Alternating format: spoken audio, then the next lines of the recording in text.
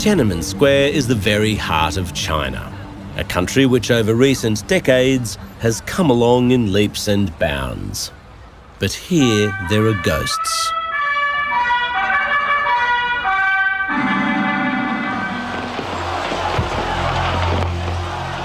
A brutal crackdown 25 years ago in and around the square has been wiped from the country's official memory.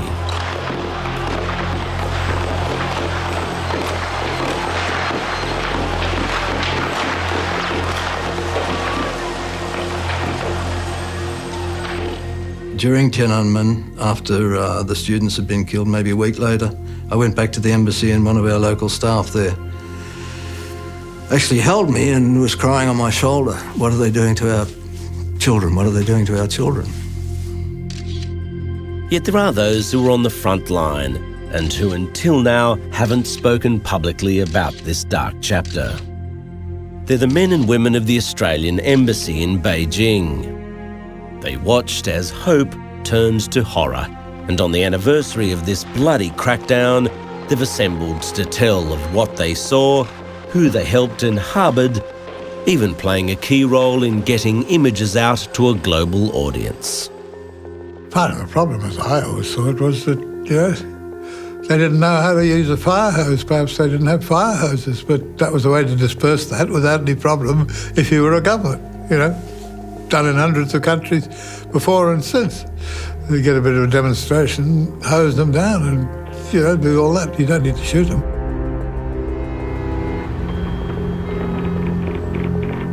In early June 1989, a cable is sent through from the Australian Embassy in Beijing to Foreign Affairs in Canberra, detailing the brutal crushing of a protest movement to keep the government in power. Its shocking contents will move a Prime Minister to tears. Moved in to push the remains into piles. It was all a long way from the heady days just months earlier, when tens of thousands of students descended on the square to use the death of Liberal Communist Party figure Hu Yaobang to call for a freer, fairer China. Word came out that he had died. And remember, in Beijing in those days, almost no one had telephones. It was strange how news and information was communicated, almost as if there were tom-toms beating, but suddenly the word spread, and there was this real sense of loss.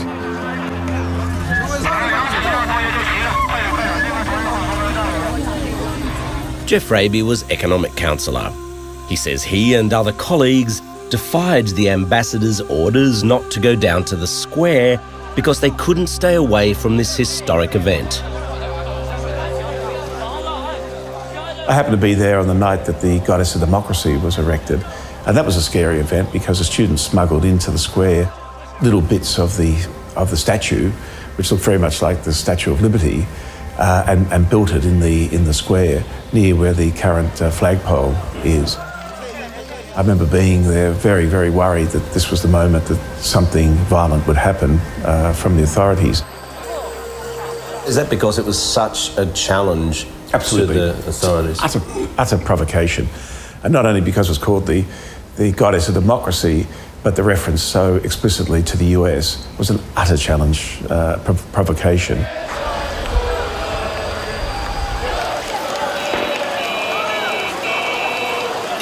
It was a very exciting mood, a sense of change, experiment, creativity. Nick Jose was cultural counsellor at the embassy. It was his job to make contact with Chinese artists, writers and thinkers. Key intellectuals and students would drift down to his apartment after a day of protesting. My flat became a bit of a place where people would hang out and discuss what was going on, talk about new ideas, exchange gossip, and drink, party? Yeah, we had a good stock of Australian wine. Red wine was very popular. We had the Bega cheese in the fridge and the fillet steak that had been cryo-packed and sent up.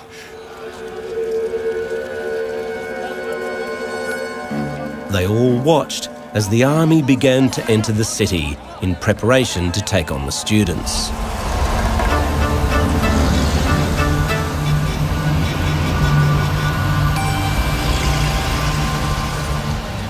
Our apartment and the balconies on our apartment overlooked the second ring road around which the student protests, particularly the huge one of several 100,000 people, marched.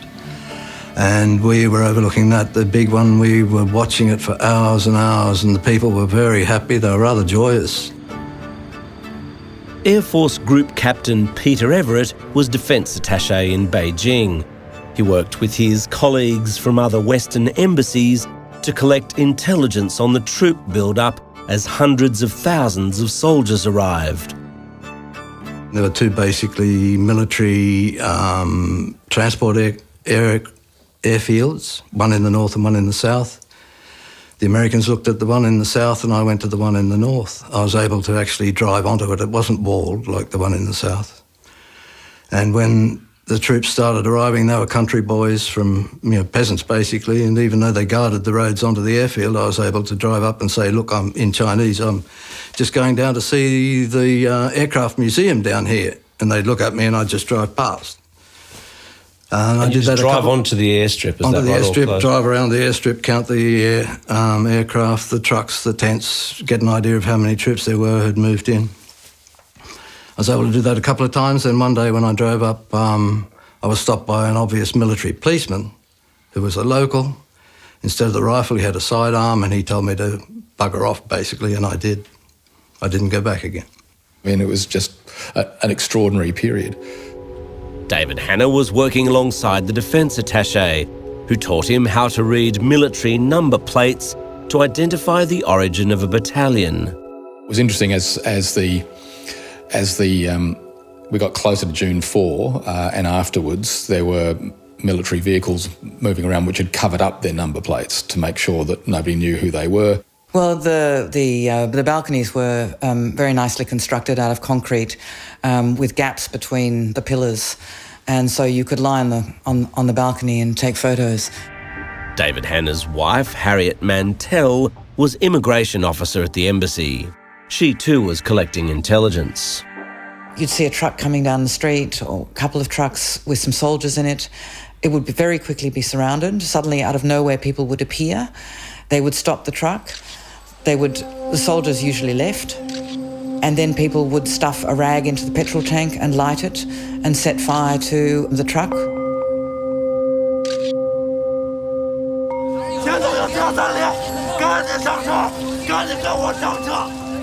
People who lived in the alleyways or hutongs were giving soldiers drinks and cigarettes, but also lecturing them and asking them to leave. I spoke to a group. There were no students. They were all local residents from the hutongs mainly. And I asked them what they thought the army would do, and they said, the army can't do anything. We've immobilised them. Look here. They can't move. If they want to have a piss, they've got to ask our approval.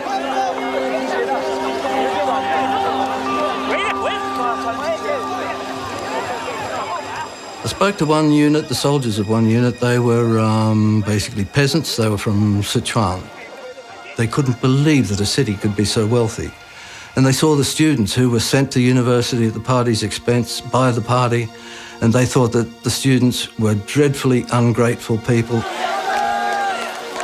At one stage, hundreds of unarmed troops jogged down the main avenue. As we came to the back street, there were military trucks and ambulances, and soldiers who'd obviously been beaten up were coming down the street, being filmed bleeding before being put into the truck and bandaged and so on. I believe that was just another ploy by the party to gain the sympathy of the People's Liberation Army, the PLA. The protesters had one key supporter in the Politburo, Zhao Ziyang. He'd soon be under house arrest for the remainder of his life, but used his final hours of liberty in a failed attempt to convince the students that they'd done enough and to leave the square. It was about to get bad. We'd heard that something was happening, and we tore down Chang'an at a huge speed. And it was very interesting that the police didn't do anything. I had the hazard lights going. I was going about twice the speed limit. Gregson Edwards was the embassy media officer. On the afternoon of the 3rd of June, he arrived at a street to the west of Tiananmen Square to witness one last defiant action by the protesters. When we arrived there, everyone was... all the soldiers were seated. There was 200 or 300 of them, and then they were ringed by all the students and ordinary citizens. I don't know what the student leaders were saying to them, but they had a megaphone, and they were obviously berating them, and they were all hanging their heads. I've got a photograph of them all hanging their heads. They're just all hanging their heads. And I gather that they were just told to be ashamed of themselves and that they were turning on their fellow citizens. We went to see Chai Ling and Wara Casey, the two major student leaders, near the Heroes Monument. And that's when Chai Ling told us, crying, that that night the soldiers would come, that there would be a lot of bloodshed, that a lot of people would die. And that was really the first time I had considered that the soldiers would use lethal force and not simply act as riot police.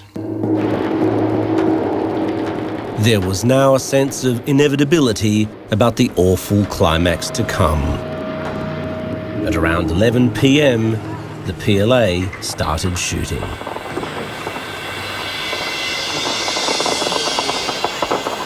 We heard the sound of heavy firing, concentrated firing, and saw tracer bullets going through the sky. Armoured personnel carriers, or APCs, were in the initial wave of attack. We saw the first APC come tearing into the square. One APC from the south actually got through well ahead of its mates, and reached the square all alone. They seemed to have been very confused. It ended up crashing into some barriers, and at that point, the crowd just descended on it.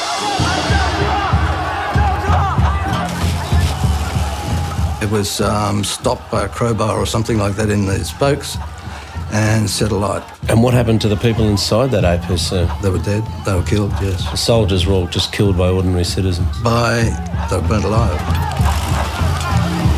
Most students would get out of the square, but the real casualties on that first night would be in the streets leading up to the western side of Tiananmen.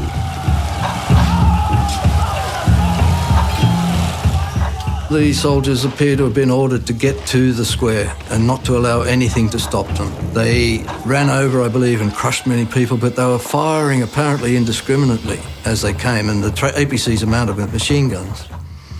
I went down that road, Fussingmen, a day or so later, and saw on all the bus shelters and in the walls many, many bullet holes, bullet marks at about head level, so that they weren't firing over the people, they were firing into the people.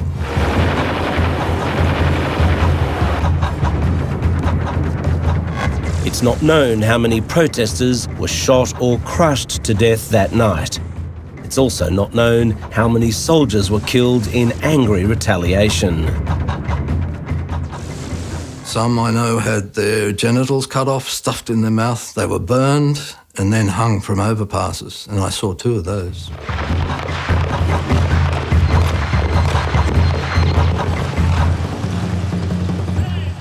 The morning revealed a city in the complete control of the army. As the military was now running the country with satellite uplinks blocked, television images like this would have to be smuggled out to Hong Kong. I had diplomatic cover, of course, and fortuitously, I'd lost a great deal of weight by going to the gym.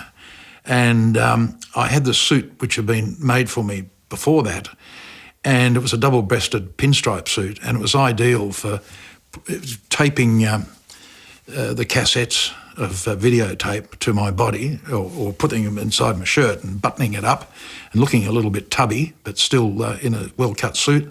and then going straight out through the customs and immigration barrier out to the little pod, the departure lounge, and then accosting people who I thought looked like they'd be brave enough to take this handful of cassettes down to Hong Kong and look for someone waving a sign saying Western television. In the weeks following the 4th of June, soldiers drove around the city shooting up buildings and rounding up agitators.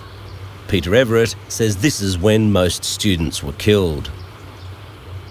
There'd be a knock on the door, 2 a.m, whatever. Security people would demand the release of a student from the family. Often as not, they'd come back 2 hours later and say, sorry, he was shot trying to escape, or he fell down the stairs, or she did this or something, they're dead.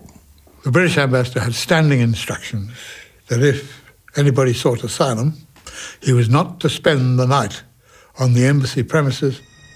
David Sadleir was Australian ambassador to China throughout the turbulent year of 1989. But we had no rules about this, so I just made it up as we went along. But I still think we were right. And, right to protect him. Yeah, I think we were, yeah. Taiwanese singer Hu Yaobang was one of the many now in peril. Earlier he'd been the darling of the party after defecting to mainland China. But he went on to support the students, and this changed everything. He'd become friends with Nick Jose. He was kind of smuggled in under a blanket or something, as I recall, but he got there safely. We were very worried about him, actually. Did you have to convince people above you to allow him to enter the embassy? There was discussion of what was happening with the ambassador, with other senior diplomats, and it was decided that this was worth doing. That Australia would get him out? Well, that Australia would give him refuge. I mean, he was a friend of Australia, in a sense. The ambassador held off telling the Chinese government officially that Hu Yaobang was inside the embassy. Oh, because I thought that the longer we delayed, the more that China would, the more the tensions would fall, the more that China would want to come back into the world community, and the more chance I had of getting him out alive, yeah. The Chinese Foreign Ministry was informed that he was there, and negotiations began for his eventual, I don't know if release is the word, but... safe passage? Safe passage out of the embassy, and then not so safe passage back to Taiwan. And they put him in a truck, drove him down to Tianjin, put him on a fishing boat, put him on the beach at Taiwan. That's how he did. And from there he made his way to New Zealand, yes. Literary critic turned philosopher Liu Xiaobo was another of Nick Jose's friends now in grave danger. He'd been advising the students, and he in particular would be sought by the authorities. Yet on the threshold of sanctuary, the man who'd become a globally renowned dissident made a fateful decision. I took him in my car from my flat to the embassy gates, and I said, well, this is it. We can drive in. The gates will open and we'll drive in, and the gates will close, and you will have effectively sought asylum from Australia, or you can go and find friends who live nearby, friends I also knew. He thought about it, he looked at me and said, thank you, but no, he would stay in China. He was Chinese. China was his country. China was his fate. And so he went off to find his friends. And it was only later that night, around 11 p.m, that his girlfriend called, really upset on the phone to say they'd been riding their bikes through a dark street and an unmarked van had just come up and had grabbed him and he'd gone. Did you wish you'd convinced him to come into the embassy? Yes. I realised that had been a close possibility, and maybe if I'd kind of pushed it a bit harder, that might have happened. By not seeking asylum, Liu Xiaobo chose the toughest of paths. He was arrested, jailed for 2 years and tortured. In 2008, he'd be jailed again, this time for 11 years, for inciting subversion of state power. He went on to win the Nobel Peace Prize from behind bars. It was awarded symbolically to an empty chair.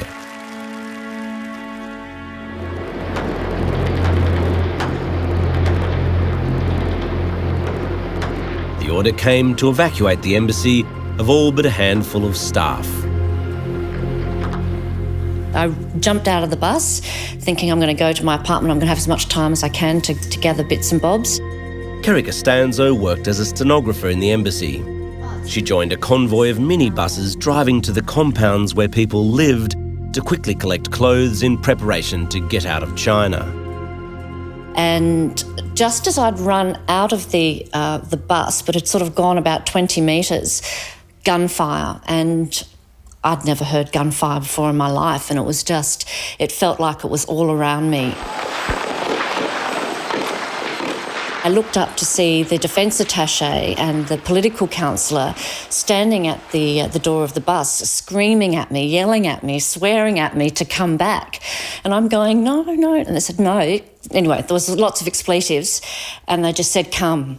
So I ran and I dived into the bus, and even the political counsellor will tell you that I dived into his crutch, and it was the safest place I'd felt for a very long time. What was very moving at that point was going through the back streets to get back to the embassy. Local people coming out and saying, go and tell people what's happening. That they saw you as outsiders, they wanted to get the word out. They wanted the word out, yeah. Days later, the Defence Attaché found 72 bullets in various staff flats, and he was disturbed by the type of ammunition used. These are some of the bullets I recovered from the Australian apartments. Okay, well, that looks like it could do you some harm. That's the casing, is it? That's the casing. That's the core. Right. Solid steel. The core is surrounded by lead and then surrounded again by a thin copper sheath, which peels apart like a banana when it hits something. And it cuts through arteries, it cuts through everything it hits. And that explains why we found that so many people that were hit by these bullets during Tiananmen actually bled to death. Reports started coming in of ever worse atrocities, and one in particular would form the basis of a crucial cable sent through to Australia. It was a very senior Western journalist who had observed in a laneway behind on the western side of the Great Hall of the People, troops using bulldozers to push all these bodies into a heap, and then dousing them in petrol and burning them. That's the latest on China. Then Prime Minister Bob Hawke was receiving constant updates. He couldn't believe what he was hearing. And children, young girls were slaughtered as mercilessly as the many wounded soldiers from other units there. Anti-personnel carriers and tanks then ran backwards and forwards over the bodies of the slain. So this is it, huh? Yep, the old embassy. Whoops. In this climate, there was frenetic work to be done at the old embassy, which is now the European Union mission. Classified files and secret equipment had to be destroyed before leaving. So it was all hands to the pump. And do you remember what it was like when the word came through that you had to get most of the people out of here? Yeah, well, people had to be mobilised. It was very busy. This courtyard or entrance area here was wide open. So this very spot was the centre of most of the activity. A big part of the job was to remove the files, and files were coming out. Believe it or not, the incinerator was at the front fence over here. And I have this strong recollection of the decoding equipment that we used. It's very primitive in those days, of course. And the decoding equipment was being chopped up with an axe or a sledgehammer. Outdoors. Just out next to the incinerator, smashed, and then put into the incinerator and burned. That whole morning prior to being tapped on the shoulder in my boiler suit was throwing documents down the incinerator. In the middle of a pilot's strike, a Qantas 747 staffed by volunteers landed in Beijing to take out any Australians who wanted to leave. Literally tapped on the shoulder, the buses are ready, we're going. And went downstairs, didn't have time to change, hopped on the bus and landed in Hong Kong in a boiler suit. I do remember when we finally got on the plane, we took off in an unusually steep way, and the pilot came on the blower just afterwards, said sorry about that, but there was an armed gun emplacement at the end of the runway and I didn't want to take any risks we didn't need to take, so we're getting the hell out of here as quickly as we can. I think many of my colleagues will tell you that we drank the plane dry by the time we got to Hong Kong. During a time of massive upheaval, Australia's embassy staff helped protect people in danger, smuggled out footage and spoke out about the atrocities they'd seen. Yet given the crucial economic ties between our countries now, you do wonder if they'd be able to act the same way if these events happened today. Either way, later in 1989, they returned to this post to a country where the government had already shut down any public discussion of the events that year. It's a policy which is still in place today. What happened in 1989 is that the party lost its kind of mandate of heaven. To use a Chinese term, it lost its moral legitimacy, and it can't get it back without dealing with this in some way. I think everyone is smart enough to know that one day there'll be an account and a reckoning. But yes, I mean, it's a matter of time.